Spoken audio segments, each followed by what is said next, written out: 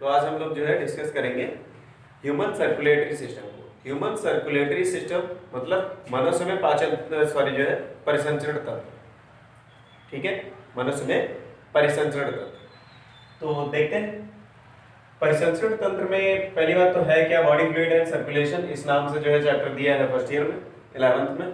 तो body fluid का मतलब क्या होता है? बॉडी फ्लूइड मतलब देह तरल, या देह में कौन कौन से तरल होते हैं, शरीर में कौन कौन से फ्लूइड पाए जाते हैं। तो एक तो जैसे ब्लड है, तो ब्लड को सर्कुलेट करने के लिए एक सर्कुलेटरी सिस्टम की आवश्यकता होगी, जिसे हम ब्लड सर्कुलेटरी सिस्टम कहेंगे। क्या कहेंगे? ब्लड सर्कुलेटरी सिस्टम, ठीक है, ब्लड सर्कुलेटरी सिस्टम। अगला होता है लिम्फ। अगला क्या है? लिम्फ। लिम्फ के लिए lymph circulatory system, lymph circulatory system, ठीक है। मींस हमारी बॉडी में जो बॉडी फ्लूइड होता है, बॉडी फ्लूइड कौन कौन सा होगा? तो ब्लड होता है, दूसरा जो है क्या होगा? लिम्फ होता है। ब्लड और लिम्फ। ब्लड जो होता है, ब्लड को सर्कुलेट करने के लिए ब्लड सर्कुलेटरी सिस्टम की आवश्यकता होती है, और लिम्फ को सर्कुलेट करने के लिए लिम्फ सर्कुलेटरी सिस्टम की आवश्यकता होती है, ठीक है। तो इनको जो है हम लोग आज डिस्कस करेंगे इसको, और इसके अंतर्गत हम फर्स्ट देखेंगे ब्लड सर्कुलेटरी सिस्टम। पहला क्या होगा? Blood circulatory system. तो ब्लड सर्कुलेटरी सिस्टम के अंतर्गत क्या है देखते हैं। First of all blood circulatory system जो होता है दो प्रकार का होता है। Blood circulatory system are of two type. Blood circulatory system are of two type. First कौन सा होता है?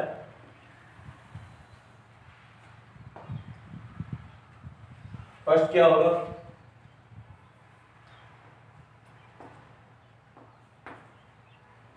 Close type blood circulatory system. Close type blood circulatory system.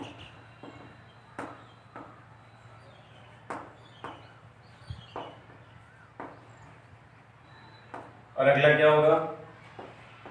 Open type blood circulatory system. Open type blood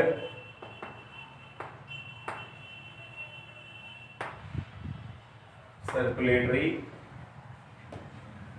system, ठीक है। Open type blood circulatory system and close type blood circulatory system.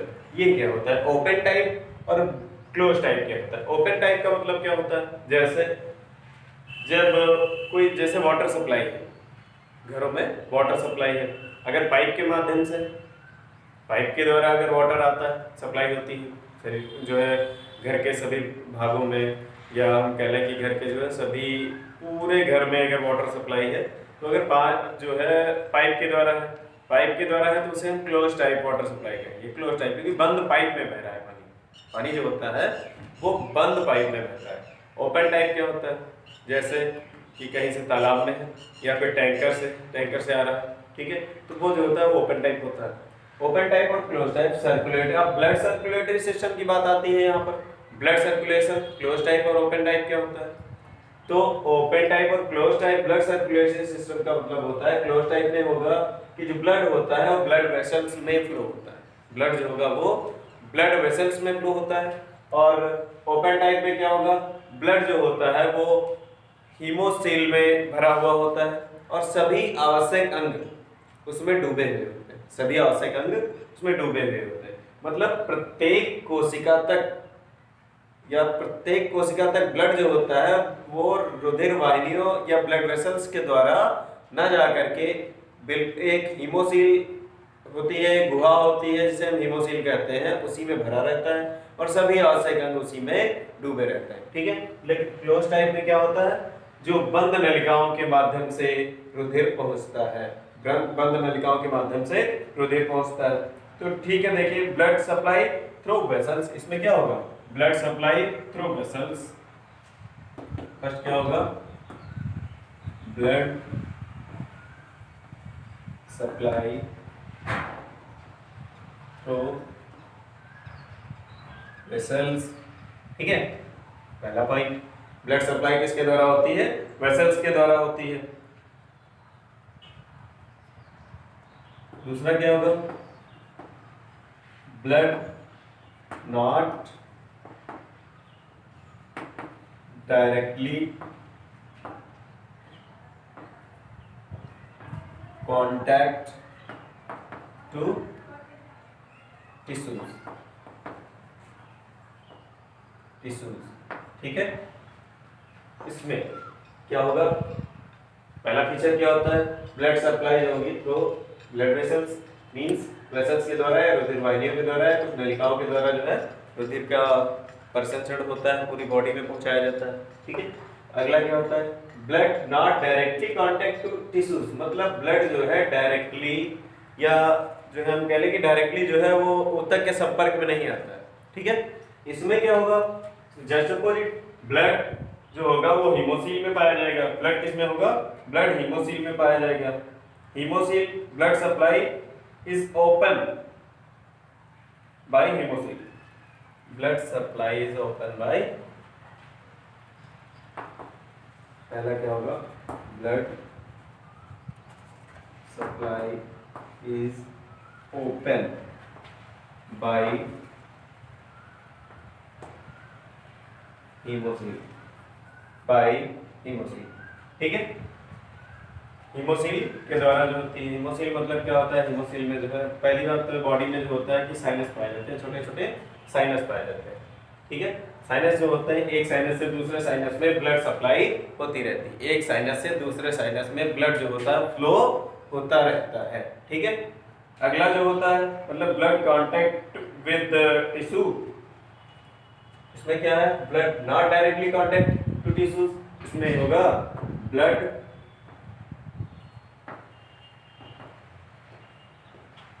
Directly contact to tissue, blood directly contact to tissue, ठीक है।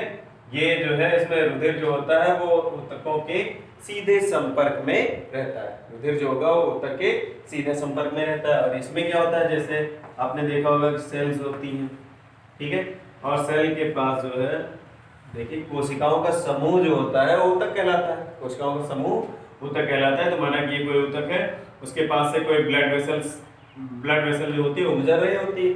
Blood vessel जब वहां से पास से गुजरती है तो इसकी जो है महीन शाखाएं जो होंगी वो इसके बीच में पहुंचेंगी और जो है ये रुधिर को कोशिका तक ले जाने का कार्य करेंगी।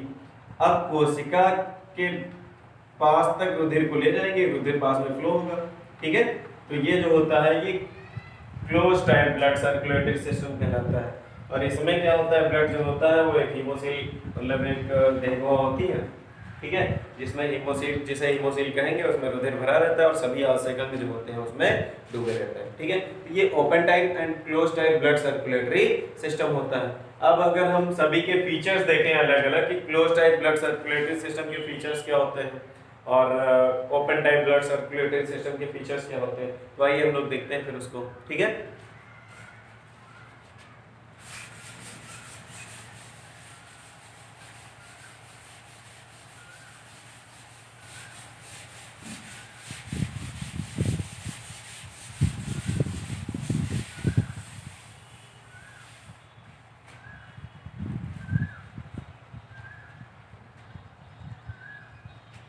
First open type blood, open type blood circulatory system, ठीक है। इसके फीचर्स क्या होते हैं, इसके फीचर्स क्या होते हैं, तो इसमें फीचर क्या होगा, पहला होगा blood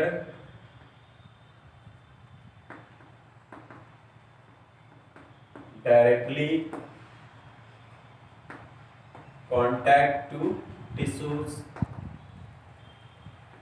blood directly contact to tissues, ठीक है, ये फर्स्ट होता है। इसके बाद होगा ब्लड प्रेशर जो होगा इसमें एब्सेंट होगा,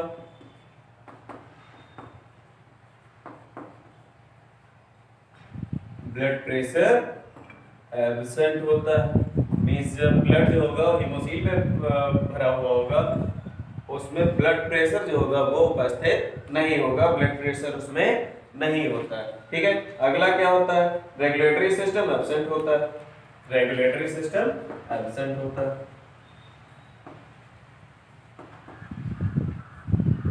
रेगुलेटरी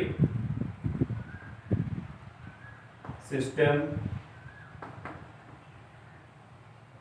एब्सेंट होता है, रेगुलेटरी सिस्टम जो होता है वो एब्सेंट होता है, ठीक है।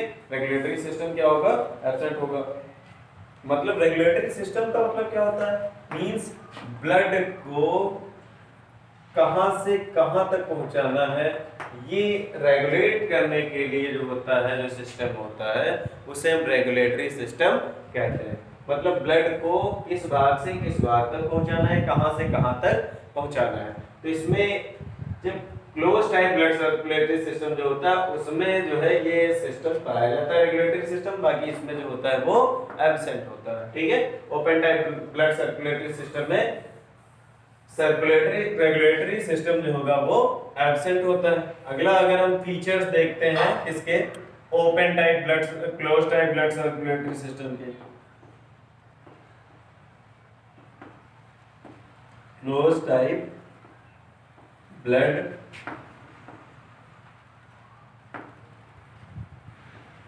सर्कुलेटरी सिस्टम के, ठीक है।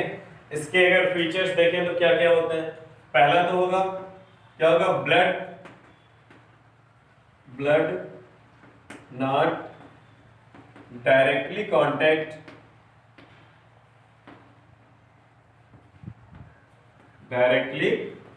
टू टिश्यूज, ठीक है, डायरेक्टली कांटेक्ट टू टिश्यूज, ठीक है। अगला फीचर क्या होता है, blood pressure is present, blood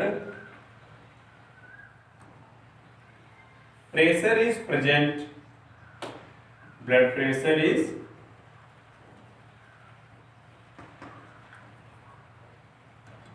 present, ठीक है। और अगला क्या होगा, रेगुलेटरी सिस्टम जो होगा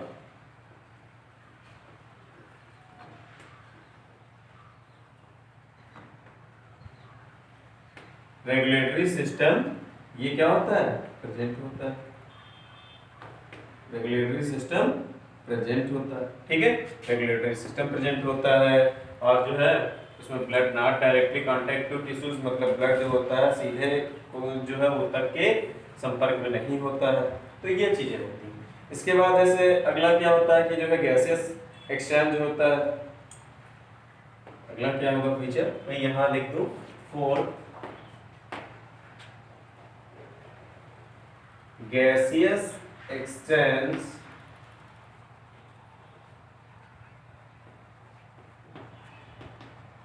between blood and tissues, ठीक है। गैसेस एक्सचेंज का मतलब होता है गैसों का आदान प्रदान होता है ब्लड और टिश्यूज के मध्य, ठीक है। ब्लड और टिश्यूज के मध्य जो होता है गैसेस एक्सचेंज होता है या गैसों का आदान प्रदान होता है। इसके बाद जो ब्लड सर्कुलेशन देखिए, इसमें हम देख लेते हैं एक बार फिर से कि open type blood circulatory system के फीचर्स क्या होते हैं। Means open type blood circulatory system के फीचर जो है, पहला फीचर क्या होता है, देखिए blood directly contact to tissues, means जो रुधिर होता है वो ऊतकों के सीधे संपर्क में रहता है, ऊतक के सीधे संपर्क में रहता है। अगला क्या होता है, ब्लड प्रेशर इज एब्सेंट, मतलब ब्लड प्रेशर में किसी प्रकार का कोई रुधिर दाब नहीं होता है, नहीं पाया जाता है। रेगुलेटरी सिस्टम जो होता है वो एब्सेंट होता है। रेगुलेटरी सिस्टम का मतलब होता है कि रुधिर जो है कहां से कहां तक बहता है, मतलब जाएगा, तो इसको रेगुलेट करने के लिए जो सिस्टम होता है, जो तंत्र होता है उसे हम रेगुलेटरी सिस्टम कहते हैं। तो रेगुलेटरी सिस्टम जो होता है वो इसमें एब्सेंट होता है। अगला जो होता है दूसरी बात, इसमें जो ब्लड फ्लो होता है एक साइनस से दूसरे साइनस में होता है, एक साइनस से दूसरे साइनस में ब्लड का फ्लो होता है। अगला जो है close type blood circulatory system. Close type blood circulatory system जो होता है उसमें blood not directly contact to tissues, blood जो होता है वो सीधे ऊतक के संपर्क में नहीं रहता, ब्लड जो होगा वो सीधे ऊतक के संपर्क में नहीं रहता है, अर्थात जो ब्लड वेसल्स होती हैं ब्लड वेसल्स के द्वारा कोशिकाओं तक पहुंचाया जाता है। ठीक है, फिर ब्लड प्रेशर इसमें पाया जाता है क्योंकि जब बंद नलिका में रुधिर बहता है तो उसमें किसी न किसी दाब के साथ बहेगा, और जब दाब के साथ बहेगा तो रुधिर के द्वारा ही नलिका के भीतर पर डाला गया दाब जो होता है वो रुधिर दाब कहलाता है। तो इसमें ब्लड प्रेशर जो होगा वो क्या होगा, प्रेजेंट होगा, उपस्थित होगा, ब्लड प्रेशर इसमें पाया जाएगा। अगला होता है रेगुलेटरी सिस्टम जो होता है वो भी प्रेजेंट होता है, रेगुलेटरी सिस्टम ये भी प्रेजेंट होता है। फिर अगला क्या होता है, gaseous exchange between blood and tissues. Gaseous exchange का मतलब होता है गैसों का आदान प्रदान या गैसों का लेन देन। ठीक है, गैसों का आदान प्रदान बिटवीन मध्य ब्लड एंड टिश्यूज, रुधिर और ऊतक के मध्य, रुधिर और ऊतक के मध्य गैसों का आदान प्रदान होता है।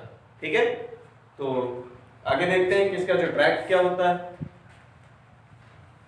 ठीक है, तो हमने कहा था कि अभी जो बंद प्रकार का परिसंचरण होता है उसमें रुधिर की जो फ्लो की दिशा होती है वो क्या होती है, means direction of water, direction of blood flow in close type circulatory system. या हम कह लें कि जो है बंद प्रकार के परिसंचरण तंत्र में रुधिर के प्रवाह की दिशा वो क्या होती है, देखते हैं एक आरेख के द्वारा कैसी होती है। जो है हार्ट जो होता है, हार्ट इसका मेन पंपिंग ऑर्गन होता है सर्कुलेटरी सिस्टम का। हार्ट से ब्लड जो होगा वो पंप किया जाएगा, वो एरोटा में आएगा, एरोटा से आर्टरीज में आएगा, आर्टरीज से आर्ट्रियोल में आएगा, आर्ट्रियोल्स, और फिर आर्ट्रियोल्स से आएगा कैपिलरीज में।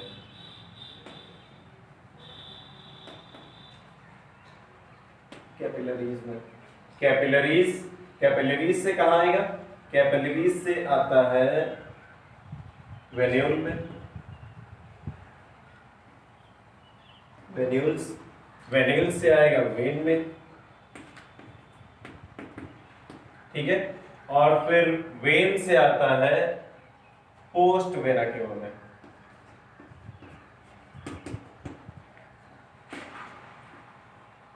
पोस्ट वेना केवा से सीधे फिर से जो है हार्ट में आ जाता है।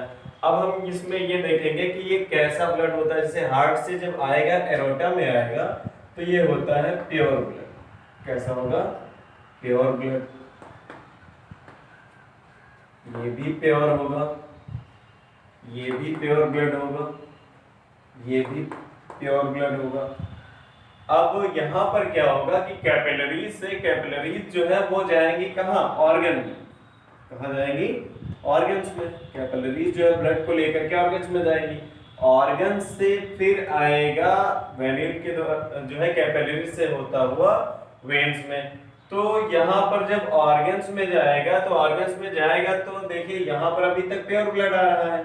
अब ये जो ब्लड होगा ये कैसा होगा, ये तो अभी इसमें प्योर जाएगा, यहाँ से कैसा निकलेगा, इम्प्योर निकलता है। अब ये प्योर जाता है ब्लड और इम्प्योर कैसे निकलता है, मतलब जैसे कोशिकाओं में हमने पढ़ा है कि रुधिर के कार्य क्या होते हैं, तो रुधिर का एक कार्य ये भी होता है कि जो कोशिकाओं तक फूड को पहुंचाने का काम करता है, सर्कुलेट करता है फूड को। ठीक, और दूसरा क्या होता है कि ये ऑक्सीजन को भी प्रत्येक कोशिका तक ले जाने का कार्य करता है। जब कोशिका ऑर्गन्स है, कोई ऑर्गन है तो ये टिश्यूज का बना होगा। टिश्यूज जो होते हैं, टिश्यूज क्या होते हैं, ग्रुप ऑफ सेल। टिश्यूज क्या कहलाते हैं, ग्रुप ऑफ सेल, मतलब कोशिकाओं का समूह है और प्रत्येक कोशिका तक रुधिर के द्वारा भोजन भी पहुंचता है ग्लूकोज के फॉर्म में, C6H12O6 ये ग्लूकोज के फॉर्म में पहुंचेगा और ऑक्सीजन भी जाएगी। ठीक है, जब वहां पर भोजन का ऑक्सीकरण होगा या ग्लूकोज का ऑक्सीकरण होगा तो क्या बनेगा, 6CO2 plus 6H2O plus 673 kilo calorie energy, 673 kilo calorie energy. ठीक है, ये इतना बनेगा। ये रिएक्शन क्रिया ये होगी, देखिए ये जब ग्लूकोज के एक अणु का ऑक्सीकरण होगा कोशिका के अंदर, तो कोशिका में CO2 भी बनेगी, जल भी बनेगा और एनर्जी। तो ये जो एनर्जी होती है ये जैविक क्रिया को करने के लिए यूज में ले ली जाएगी। जल जो होगा उसके कोशिका द्रव्य में मिलेगा। ठीक है, और जो CO2 होती है तो CO2 कोशिका में आएगी। अब देखिए यहां से प्योर और इम्प्योर ब्लड है क्या। फर्स्ट ऑफ ऑल हम ये देखेंगे कि प्योर ब्लड क्या है और इम्प्योर ब्लड क्या है। तो प्योर ब्लड जो होता है, प्योर ब्लड क्या होता है, means excess amount of O2 is present. ठीक है, ऑक्सीजन जो होता है अधिक मात्रा में उपस्थित होती है। ऑक्सीजन गैस जो है वो उसमें अधिक मात्रा में उपस्थित होती है।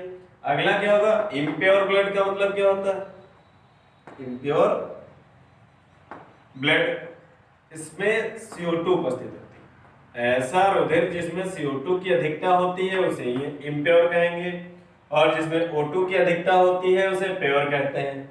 ठीक है, एक चीज और, प्योर को हम ऑक्सीजनेटेड ब्लड भी कहते हैं, ऑक्सीजनेटेड ब्लड भी कहते हैं प्योर ब्लड को। प्योर ब्लड को ऑक्सीजनेटेड ब्लड कहेंगे और इम्प्योर ब्लड को डीऑक्सीजनेटेड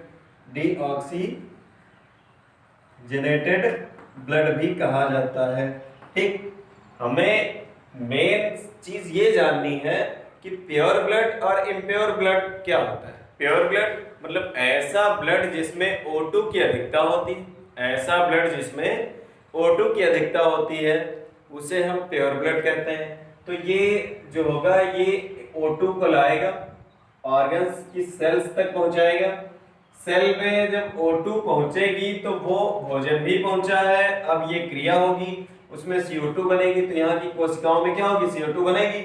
अब इन्हीं कैपिलरीज में जो उपस्थित ब्लड है वो कोशिका से CO2 उस ब्लड में विसरित हो जाएगी, और जो O2 होगी वो इस कोशिका में विसरित हो जाएगी। ब्लड की जो O2 होगी वो कोशिका में आएगी, कोशिका से CO2 जो होगी उस ब्लड में आ जाएगी, और यही ब्लड पूरी कैपिलरी से होता हुआ, कैपिलरी जो होती है ये यूनाइट होकर के वेन्यूल बनाती, कैपिलरी जो होती हैं यूनाइट होकर के वेन्यूल बनाती हैं।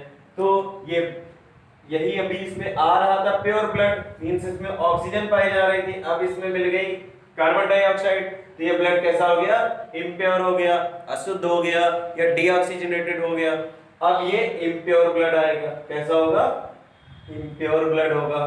ठीक है, इम्प्योर ब्लड आगे की ओर बढ़ता रहेगा, वेन्यूल से वेन में आएगा, वेन से फिर जो है पोस्ट वेना की ओर में जाएगा इम्प्योर ब्लड, फिर पोस्ट वेना की ओर से हार्ट में जाएगा, हार्ट में पहुंचेगा, हार्ट के जो है दाएं एलिन में, दाएं एलिन से दाएं नीले में, दाएं नीले से फिर कहां जाएगा, ये लंग्स में, हार्ट से लंग्स में पंप कर दिया जाएगा, और लंग्स में ये जाएगा इम्प्योर, और लंग्स से निकलकर हार्ट में पहुंचेगा कैसा, pure blood.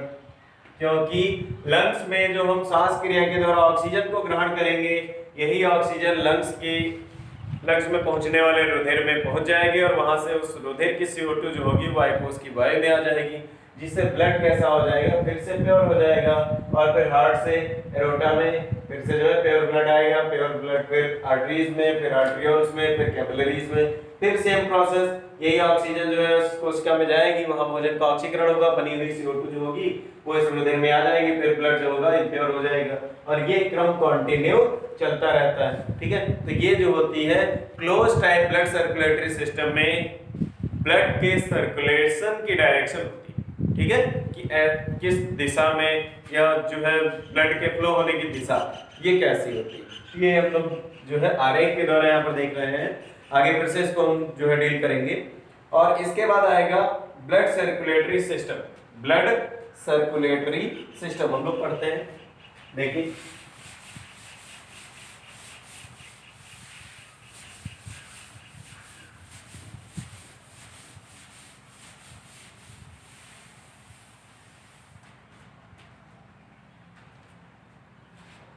Blood circulatory system, blood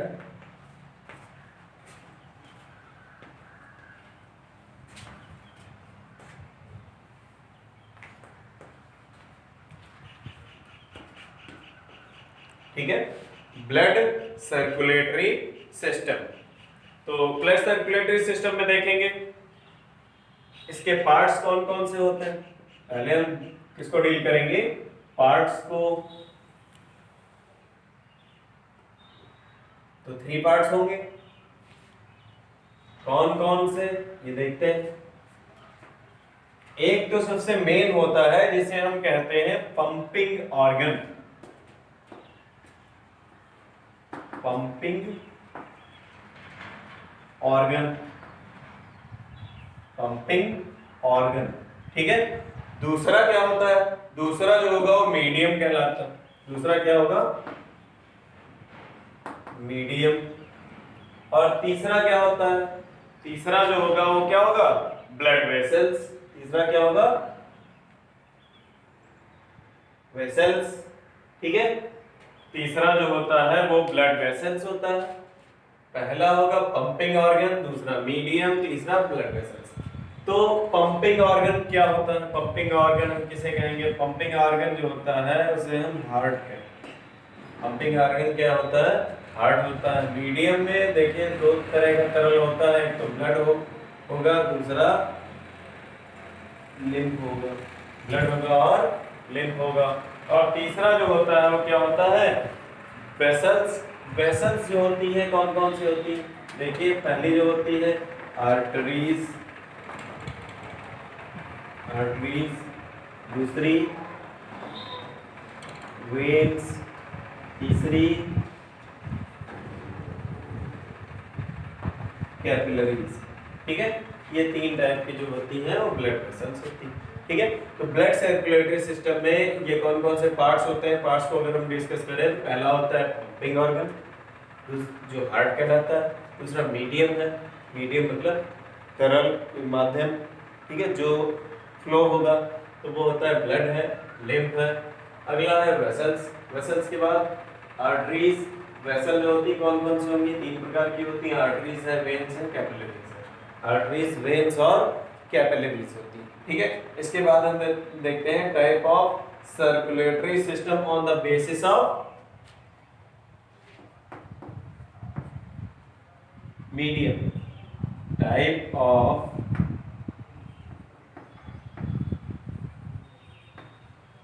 circulatory system on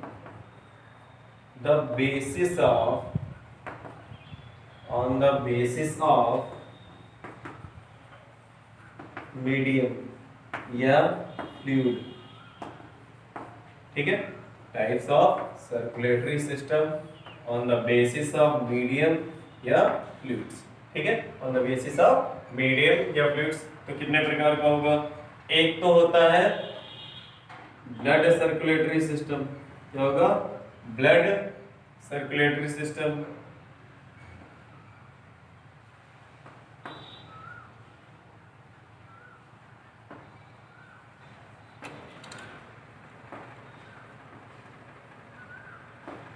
और दूसरा लिम्फ सर्कुलेटरी सिस्टम, ठीक है। ये दो होगा। ब्लड सर्कुलेटरी सिस्टम जो होगा तो इसमें हम पहले देखेंगे ब्लड प्लाज्मा। पहला क्या होगा, ब्लड प्लाज्मा, और दूसरा होगा ब्लड कॉर्पस्कल्स, ब्लड प्लाज्मा, और दूसरा क्या होगा, ब्लड कॉर्पस्कल्स। ब्लड प्लाज्मा और ब्लड कॉर्पस्कल्स होता है। अगला लिम्फेटिक सर्कुलेटरी सिस्टम होगा, लिम्फेटिक सर्कुलेटरी सिस्टम। ये ब्लड सर्कुलेटरी सिस्टम हुआ, और दूसरा है लिम्फ सर्कुलेटरी सिस्टम। इसमें क्या होगा, इसमें देखो एक तो होगा लिम्फ और दूसरा होगा लिम्फ वेन, लिम्फ और लिम्फ वेन, ठीक है, या फिर हम कर लें लिम्फ वेसल्स, लिम्फ वेसल्स, ठीक है। तो ये चीजें जो है इसके अंतर्गत आती हैं। और अगला जो होता है, जैसे अब हम पढ़ेंगे सीधे जो है ब्लड सर्कुलेटरी सिस्टम, देखते हैं। तो ठीक है, अब हम डील करेंगे ब्लड को, ठीक है। तो ब्लड देखिए, ब्लड रुधिर, पहले तो इसके बारे में हम थोड़ी सामान्य जानकारी देखेंगे क्या होती है। एक तो होता है कलर इसका, ठीक है। कलर जो होता है वो क्या होता है, कलर होता है red.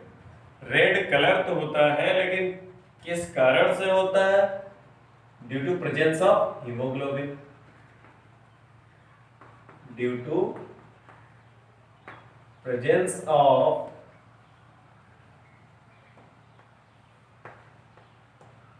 Haemoglobin, due to presence of haemoglobin, ठीक है। इसका रेड कलर होता है। अगला इसका पीएच क्या होगा, पीएच मान क्या होता है? पीएच जो होगा वो क्या होता है, 7.4 होता है। ये जो होता है वो 7.4, ठीक है। मींस इसका मीडियम कैसा होगा, बेसिक होगा। कैसा होगा, बेसिक, या हम कह लें इसको हिंदी में क्षारीय माध्यम होता है, ठीक है। कैसा होगा, क्षारीय माध्यम होता है। और फिर स्पेसिफिक ग्रेविटी अगर इसकी देखी जाए, स्पेसिफिक ग्रेविटी क्या होती है? स्पेसिफिक ग्रेविटी, स्पेसिफिक ग्रेविटी जो होती है 1.04 टू 1.05 होती है, 1.04 टू 1.05 होती है, ठीक है। और अगला स्टैनिंग के लिए से क्या क्या यूज कर सकते हैं? अगर जैसे ब्लड को स्टैन करना हो, ब्लड को स्टैन करना हो, या ब्लड सेल्स को स्टैन करना हो, ब्लड सेल्स को अगर स्टैन करना हो तो हम क्या क्या यूज कर सकते हैं, कौन कौन सी जो है डाई यूज कर सकते हैं, तो ये देखते हैं, ठीक है। आइए देखते हैं क्या कहेंगे इस स्टैनिंग के लिए। स्टैनिंग अगर करनी है इसकी, तो स्टैनिंग, स्टैनिंग के लिए पहला तो होता है मेथाइल ब्लू,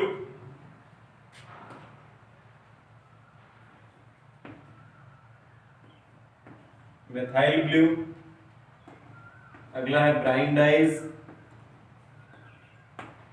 ब्राइन डाइज, और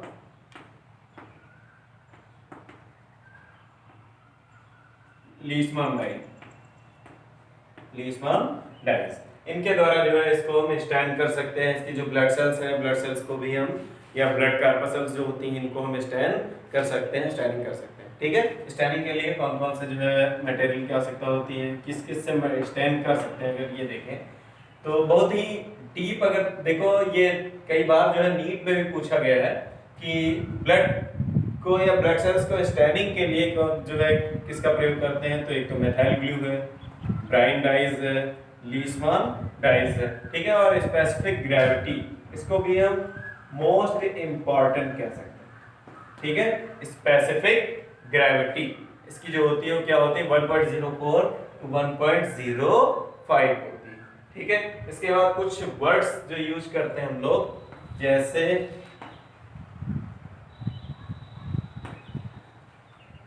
हेमेटोलॉजी, एक होता है सीरोलॉजी, हेमेटोलॉजी और सीरोलॉजी।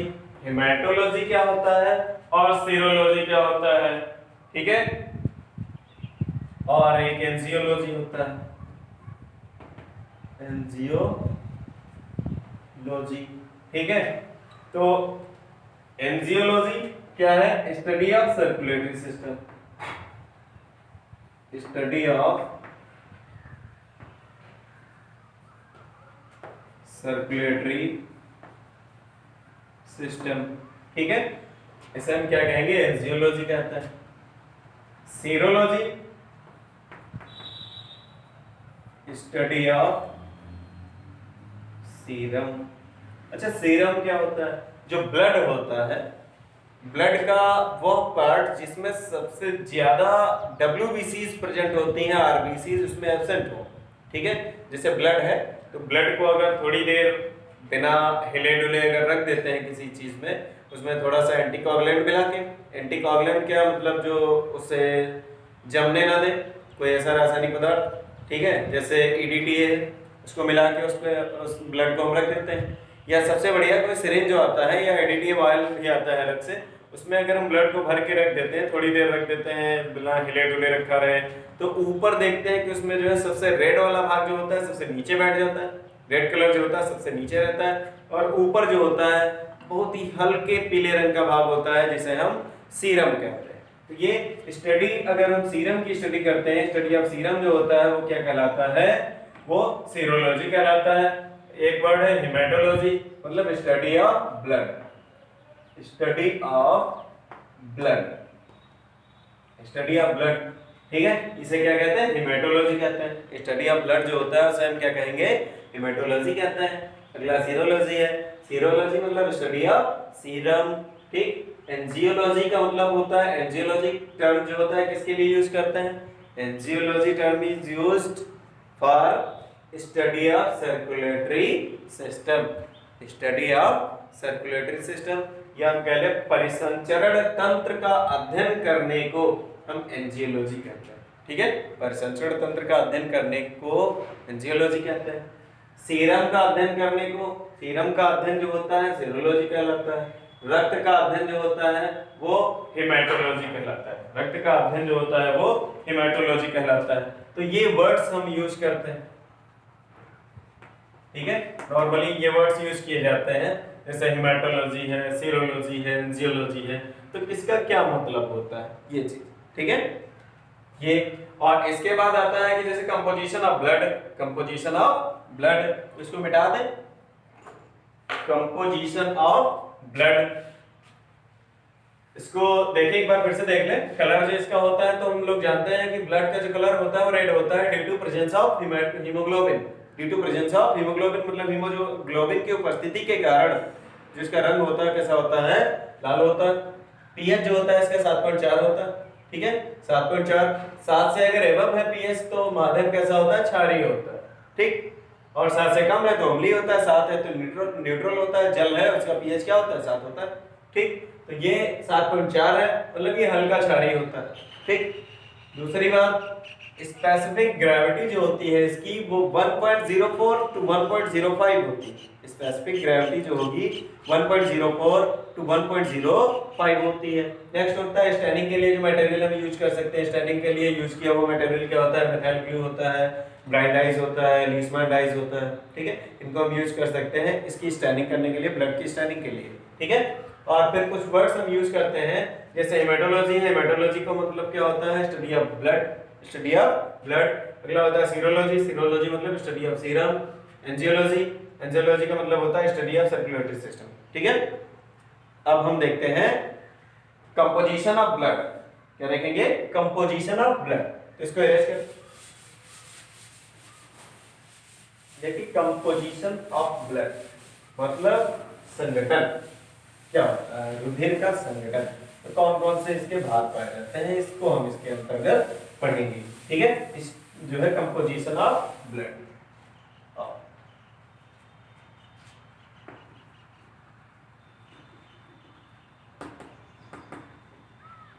कंपोजिशन ऑफ ब्लड, ठीक, कंपोजिशन ऑफ ब्लड। चलो तो कंपोजिशन ऑफ ब्लड जो है ये देखते हैं इसमें क्या क्या होता है, कौन कौन से पार्ट्स होते हैं। तो पहला तो होता है क्या होगा? Composition of blood. इसमें पहला जो होता है ब्लड प्लाज्मा, तो इसको हम देखते हैं। देखो एक तो होगा ब्लड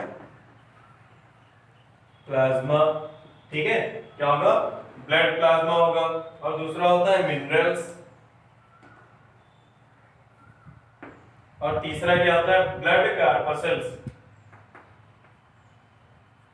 ब्लड कार्पसल्स, ठीक, ब्लड कार्पसेल्स, इसको हिंदी में हम कहेंगे रुधिर प्लाज्मा। क्या कहेंगे? रुधिर प्लाज्मा। चलो छोड़ो, जानते होंगे ब्लड प्लाज्मा मतलब रुधिर प्लाज्मा, ये तो बहुत ही नॉर्मल चीज है, जान रहे होंगे हिंदी। ब्लड प्लाज्मा में क्या होता है? 90% जो होता है वो वाटर होता है, 90% वाटर होता है। ठीक है, 90% क्या होता है? वाटर होता है। और फिर मिनरल्स जो होते हैं, ठीक है, और इसमें ब्लड प्रोटीन भी होती है। क्या होगी? Blood protein. ब्लड प्रोटीन ये कौन कौन सी होती है, कौन कौन सी प्रोटीन पाई जाती है? तो एक तो होती है ग्लोब्यूलिन है, एल्ब्यूमिन है, फाइब्रिनोजन है। ठीक है, तो एल्ब्यूमिन, एल्ब्यूमिन, ग्लोब्यूलिन, फाइब्रिनोजन,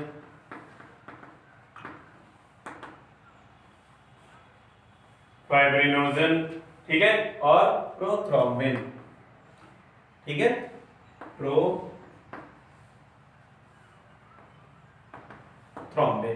ठीक है, तो ये प्रोटीन्स जो होती हैं वो अवेलेबल होती हैं, इन्हें हम ब्लड प्रोटीन्स कहते हैं, रुधिर में पाई जाने वाली प्रोटीन्स होती हैं। एक तो होगी एल्ब्यूमिन होगी, दूसरी जो होती है वो ग्लोब्यूलिन होती है, फिर ये फाइब्रिनोजन है और प्रोथ्रोम्बिन होती है। ठीक है, ये प्रोटीन्स पाई जाती हैं ब्लड में। और फिर इसके बाद मिनरल्स जो होते हैं ये ऑर्गेनिक और इनऑर्गेनिक दो टाइप के होंगे, ऑर्गेनिक और इनऑर्गेनिक,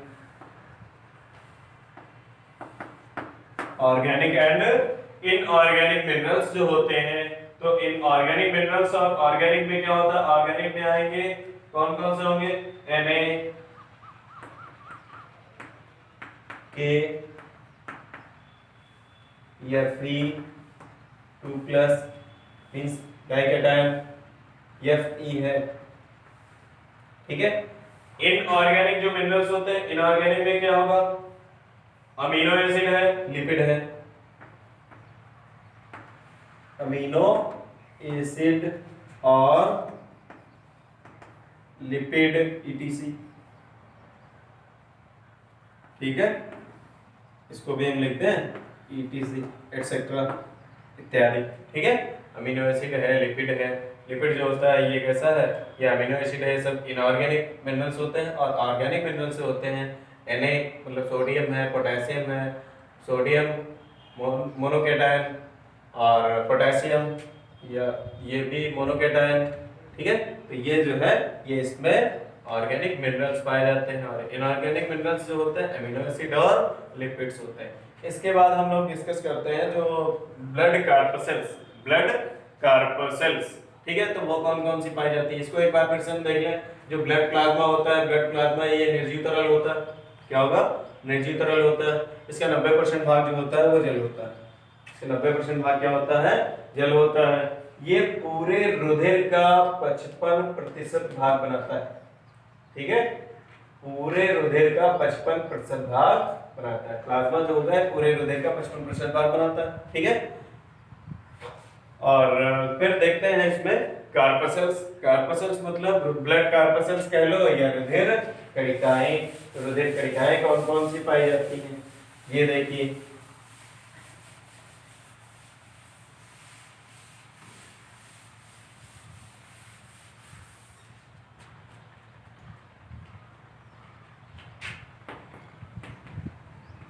ब्लड कार्पसेल्स,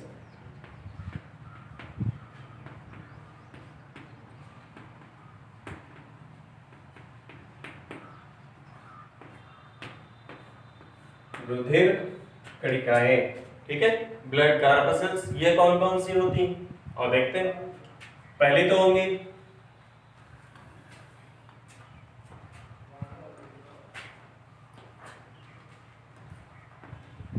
आरबीसी या फिर इसको हम कहते हैं रेड ब्लड कार्पसेल्स। डब्ल्यूबीसी मतलब व्हाइट ब्लड कार्पसेल्स।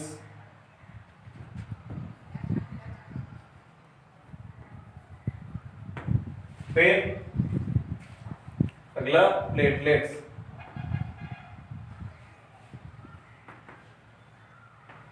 प्लेटलेट्स, ठीक है। तो रेड ब्लड कॉर्पसेल्स या आरबीसी या इन्हीं को हम हिंदी में कहते हैं लाल रुधिर कणिकाएं। क्या कहेंगे? लाल रुधिर कणिकाएं, ठीक है। श्वेत रुधिर कणिकाएं,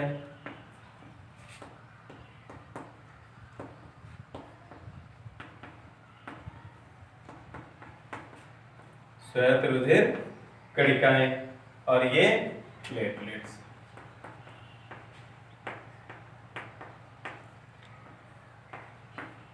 ठीक, तो ये जो आरबीसीज होती है, आरबीसीज की संख्या क्या होती है? आरबीसीज की जो संख्या होती है वो मेल और फीमेल में अलग अलग होती है। अगर मेल में देखा जाए और फीमेल में, तो इनकी संख्या जो होती है वो अलग अलग होती है। मेल में आरबीसीज की संख्या क्या होती है? मेल में आरबीसीज की संख्या होगी 50 लाख से 55 लाख पर ml³ प्रति घन मिलीलीटर, ठीक है। और जो फीमेल में होती है, फीमेल में इनकी संख्या क्या होती है? 45 से 50 लाख प्रति ml³, ठीक है। ये मेल और फीमेल में इनकी नंबर जो होती है, नंबर ऑफ आरबीसी जो होती है वो डिफर होती, अलग अलग होती है।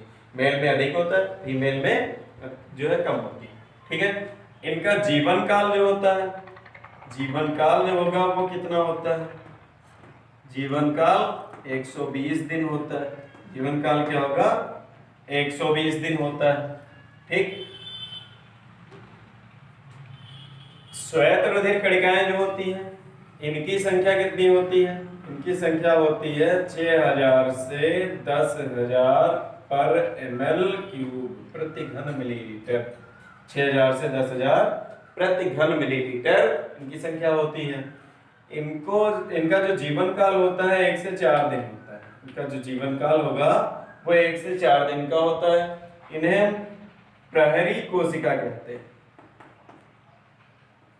प्रहरी या रक्षक या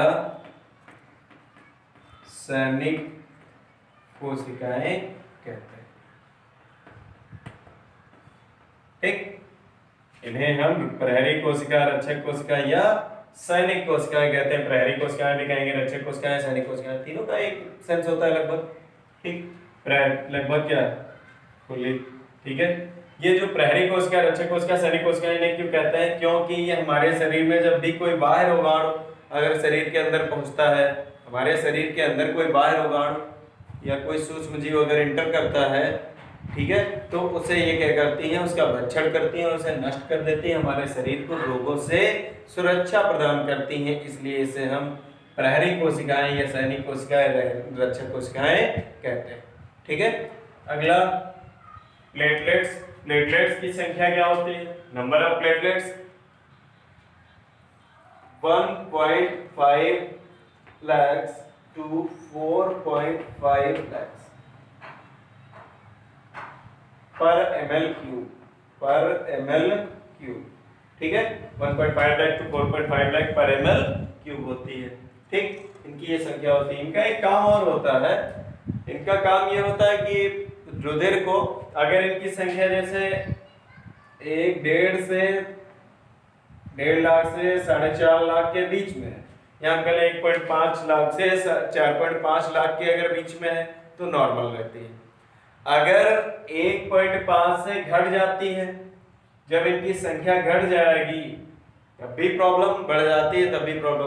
देखिए इनका पहली बात तो काम क्या होता है? ये रुधिर स्कंदन की क्रिया को जो है, प्रक्रिया जो होती है उसको रुधिर स्कंदन, या हम कह लेंगे रुधिर के जमने की क्रिया को नियंत्रित करने का काम करते हैं, ठीक है। रुधिर के जमने की क्रिया, अगर इनकी संख्या कम होगी, सामान्य से अगर कम हो जाती है इनकी संख्या, तो रुधिर के जमने की जो क्रिया होती है वो धीमी गति से होती है।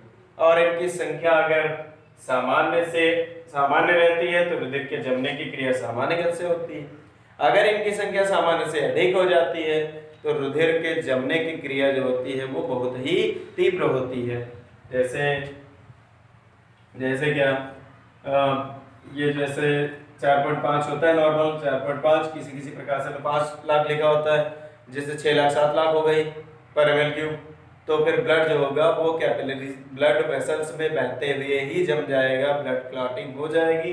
ब्लड जब फ्लो नहीं होगा तो अंततः व्यक्ति की क्या हो जाएगी, मृत्यु हो सकती है। और जब ब्लड इनकी संख्या बहुत ही कम हो जाती है, 1.5 से घट जाती है, 10,000 है, 20,000 अगर आ गई, तो उस समय क्या होता है कि चोट लगने से, अगर जैसे चोट लग जाती है, थोड़ी सी इंजरी हो जाती है, इंजर्ड हो गए, तो इंजर्ड होने पर ये होता है कि ब्लड जो होता है क्लॉट होने की प्रोसेस जो होती है जल्दी नहीं हो पाती है।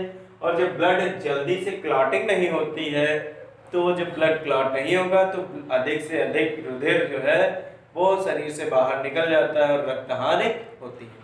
रक्त हानि होती है, जब अधिक रक्त हानि होगी क्योंकि जल्दी ब्लड जमेगा है नहीं, तो ब्लड ज़्यादा से ज़्यादा ब्लड लॉस होगा। इससे क्या हो जाती है, इससे भी अंततः व्यक्ति की मृत्यु हो सकती है। ठीक है, तो ये हम लोग जो है ब्लड की जो है कंपोजिशन हम देख रहे थे, कंपोजिशन ऑफ ब्लड। थैंक्स।